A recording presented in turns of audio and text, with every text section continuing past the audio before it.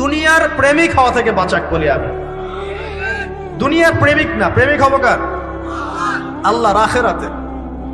কতটুকু দাম আছে দুনিয়ার? আল্লাহ পাক বলছেন একটা মাছির পাখার সমানও না। একটা মাছির পাখার কি দাম আছে আপনার কাছে?